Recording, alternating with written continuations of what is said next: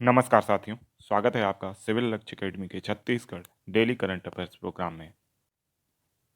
शहीद और सोना खान नामक फिल्म किस किरदार पर बन रही है? तो इसका सही जवाब है शहीद वीर नारायण सिंह। जैसा कि आपको पता है कि वीर नारायण सिंह जो हैं वो छत्तीसगढ़ के प्रथम शहीद माने जाते हैं। 1857 की क्रांति से पूर्व ही इन्होंने अपनी शहादत दे दी थी। और 20 करोड़ का जो बजट है इस फिल्म का है। और अमिताभ जो हैं, अमिताभ बच्चन, वो इसमें आवाज़ दे सकते हैं अपनी। ठीक है। साथ ही साथ आपको ये याद रखना है कि 10 दिसंबर शहीद वीर नारायण सिंह का शहादत दिवस है। इतिहासकारों का मानना है कि अंग्रेजों ने रायपुर शहर के जय स्तंभ चौक पर उन्हें मौत की सजा दी थी।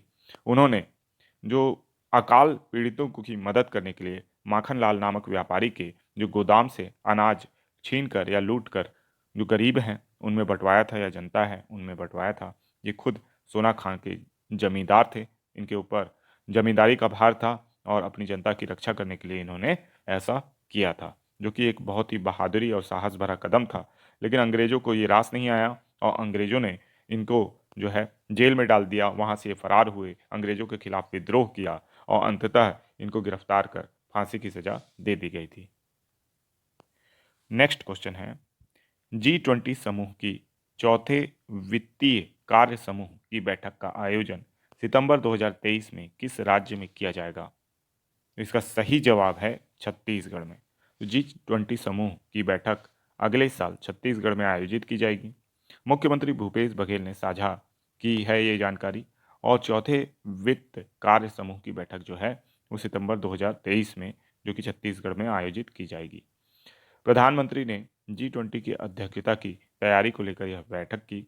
राज्यपाल अनुसुईया उइके भी इस बैठक में वर्चुअल रूप से शामिल हुई थी।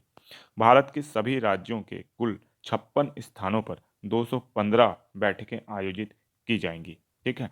तो इसी में से छत्तीसगढ़ में भी यह बैठक आयोजित की जाएगी, तो इसको भी आपको याद रखना है। नेक्स्ट क्वेश्चन है, यूनिवर्सल हेल्थ कवरेज डे पर किस राज्य को सम्मानित किया गया? तो इसका सही जवाब है छत्तीसगढ़ को। तो यूनिवर्सल हेल्थ कवरेज डे पर छत्तीसगढ़ को सम्मानित किया जाएगा। ठीक है। और यूनिवर्सल हेल्थ कवरेज डे के मौके पर केंद्रीय स्वास्थ्य व परिवार कल्याण मंत्रालय द्वारा 10 और 11 सितंबर को बनारस में आयोजित कार्यक्रम में छत्तीसगढ़ को सम्मानित किया गया। ठीक है। केंद्र सरकार द्वारा हेल्थ एंड वेलनेस सेंटर के संचालन में 100% लक्ष्य हासिल करने वाले राज्यों को सम्मानित किया जा रहा है। और छत्तीसगढ़ ने हेल्थ एंड वेलनेस के संचालन में दिसंबर 2022 तक के लिए निर्धारित लक्ष्य से ज़्यादा सेंटर्स को फंक्शनल कर लिया है। ठीक है। और इसलिए छत्तीसगढ़ को यह सम्मान दिया जा रहा है, तो इसको याद रखना है आपको। जैव विविधता पर संयुक्त राष्ट्र का सम्मेलन कहाँ आयोजित किया गया?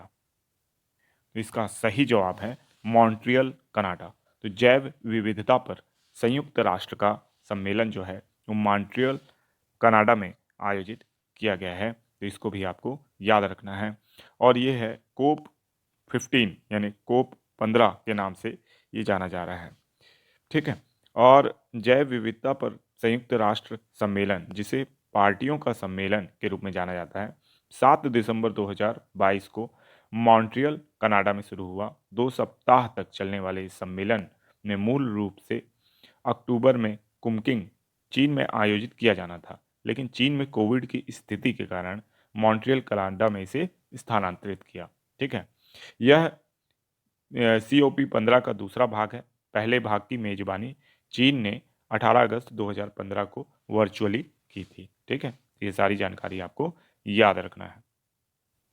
नेक्स्ट क्वेश्चन है, राजधानी रायपुर के वीर नारायण सिंह स्टेडियम में भारत और किस देश का मैच 21 जनवरी 2023 को आयोजित किया जाएगा? तो इसका सही जवाब है न्यूजीलैंड। तो भारत और न्यूजीलैंड का जो अंतर्राष्ट्रीय मैच है, T20 मुकाबला भी ये हो सकता है। ठीक है। ये जो है 21 जनवरी 2023 को आयोजित किया जाएगा। ठीक है। क्योंकि न्यूजीलैंड इस समय भारत के दौरे पर रहेगा। नेक्स्ट क्वेश्चन है, जोरा नाला जल विवाद छत्तीसगढ़ और किस राज्य के मध्य है? इसका सही जवाब है ओडिशा।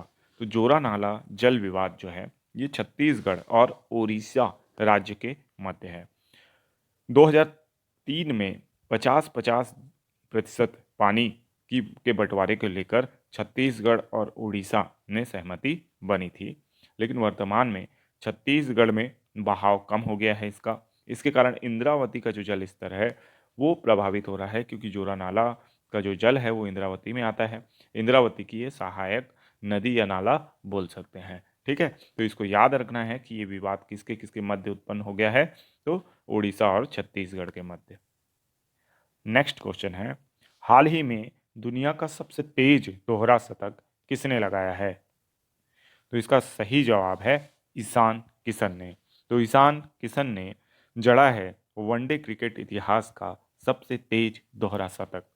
भारतीय विकेटकीपर बल्लेबाज ईशान किशन ने शनिवार को वनडे इतिहास का सबसे तेज दोहरा शतक जड़ दिया। 24 वर्षीय ईशान ने बांग्लादेश के खिलाफ तीसरे वनडे में 126 गेंद में 200 रन पूरे किए। पिछला रिकॉर्ड क्रिस गेल के नाम था, जिन्होंने 2015 में जिम्बाब्वे के खिलाफ 138 गेंद में दोहरा शतक जड़ा था। ईशान वनडे में दोहरा शतक लगाने वाले 7वें बल्लेबाज बन गए हैं। ठीक है, तो ये ऋषभ पंत के लिए एक नई चुनौती के रूप में सामने आए हैं। नेक्स्ट क्वेश्चन है, ये क्वेश्चन आप लोगों के लिए है, इसका जवाब आप कमेंट बॉक्स में जरूर दीजिएगा। छत्तीसगढ़ के चमनलाल कोसे ने सोलांग वैली स्थित फ्रेंडशिप पीक पर छत्तीसगढ़ का झंडा फहराया था। सोलांग वैली किस राज्य में स्थित है? Option A Himachal Pradesh, B Uttarakhand, C Jammu Kashmir और डी लद्दाख। अब चलते हैं रिवीजन प्रश्नों की ओर। छत्तीसगढ़ में हाल ही में रीजनल सी मार्ट कहाँ खोले गए हैं? तो इसका सही जवाब है उपरोक्त दोनों, अर्थात बिलासपुर और अंबिकापुर दोनों ही जगह पर रीजनल सी मार्ट खोले गए हैं। इसका उद्घाटन किसने किया? तो ऑब्वियस सी बात है कि इसका उद्घाटन हमारे माननीय मुख्यमंत्री श्री भूपेश बघेल जी के द्वारा किया गया। ठीक है, तो ये भी आपको याद रखना है। नेक्स्ट क्वेश्चन है, गुजरात में छत्तीसगढ़ से ग्लोबल अचीवर्स अवार्ड 2022 से कौन सम्मानित हुए हैं? तो इसका सही जवाब है दौलत राम कश्यप। तो दौलत राम कश्यप जो हैं वे एक सामाजिक कार्यकर्ता हैं, जिन्हें ग्लोबल अचीवर्स अवार्ड 2022 से सम्मानित किया गया गुजरात में। गुजरात की अहमदाबाद मैनेजमेंट एसोसिएशन के माध्यम से यह पुरस्कार इनको दिया गया है। ठीक है, तो ये बहुत ही अच्छी बात है और इसे आपको याद रखना है। नेक्स्ट क्वेश्चन है, हाल ही में विजय हजारे ट्रॉफी किस राज्य ने जीती है? तो इसका सही जवाब है सौराष्ट्र। सौराष्ट्र ने विजय हजारे ट्रॉफी अपने नाम की है। 14 साल बाद यह ट्रॉफी उसने जीती है और महाराष्ट्र को पराजित किया है, क्योंकि महाराष्ट्र इस प्रतियोगिता में पहली बार फाइनल में पहुंचा था। इसलिए यह भी इम्पोर्टेंट है कि महाराष्ट्र को सौराष्ट्र ने पराजित किया है। ठीक है, जयदेव उनादकट के नेतृत्व में सौराष्ट्र ने विजय हजारे ट्रॉफी जीत ली है। ठीक है, तो इसको याद रखना है। जो महाराष्ट्र के कप्तान हैं ऋतुराज गायकवाड़, उन्होंने 108 रन बनाए थे। ठीक है, ये भी आपको इसमें याद रखना है। नेक्स्ट क्वेश्चन है, छत्तीसगढ़ में कितने खेलो इंडिया सेंटर को मंजूरी मिली है? तो इसका सही जवाब है 7। तो 7 खेलो इंडिया सेंटर की मंजूरी छत्तीसगढ़ में मिली है। ठीक है, खेल एवं युवा कल्याण विभाग के प्रस्ताव पर भारतीय खेल प्राधिकरण ने छत्तीसगढ़ में खेलो इंडिया स्कीम के तहत 7 और खेलो इंडिया केंद्रों की स्थापना की मंजूरी दे दी गई है। ठीक है, ये जो केंद्र हैं अलग अलग जिलों में खोले जाएंगे और भारतीय खेल प्राधिकरण द्वारा weight lifting, football, kho kho, kabaddi और बैडमिंटन के लिए ये केंद्र खोले जाएंगे। तो इसको भी आपको याद रखना है। अब इसमें याद रखने वाली बात ये भी है कि जो बालोद में वेट लिफ्टिंग के लिए नया केंद्र खुलेगा, बलौदाबाजार में फुटबॉल, पाटन दुर्ग में कबड्डी के लिए, कांकेर में खो खो के लिए, रायपुर में वेट लिफ्टिंग, रायगढ़ में बैडमिंटन और सुकमा में फुटबॉल के लिए ये केंद्र खोले जाएंगे। तो ये समस्त जानकारी आपको इस प्रश्न से याद रखनी है। नेक्स्ट क्वेश्चन, किस विश्व प्रसिद्ध यूनिवर्सिटी के सहयोग से रूरल इंडस्ट्रियल पार्क बनाए जाएंगे? तो इसका सही जवाब है हार्वर्ड यूनिवर्सिटी। ठीक है, तो राज्य योजना आयोग ने ये पहल की है और हार्वर्ड यूनिवर्सिटी के साथ क्या किया गया है, एमओयू किया गया है। ठीक है, और रूरल इंडस्ट्रियल पार्क इसके सहयोग से बनाया जाएगा। ठीक है, तो राज्य योजना आयोग एवं ट्रांसफॉर्मिंग रूरल इंडिया फाउंडेशन के बीच भी एमओयू हुआ है। कम्युनिटी डिजाइन फैसिलिटेटर विकसित करने के 2 दिवसीय कार्यशाला का भी आयोजन किया गया और नोडल अधिकारियों को डिजाइन थिंकिंग फ्रेमवर्क के उपयोग हेतु प्रशिक्षित किया गया है। ठीक है, तो ये सारे कार्य इस क्षेत्र में ऑलरेडी प्रारंभ कर दिए गए हैं। ठीक है, तो ये भी आपको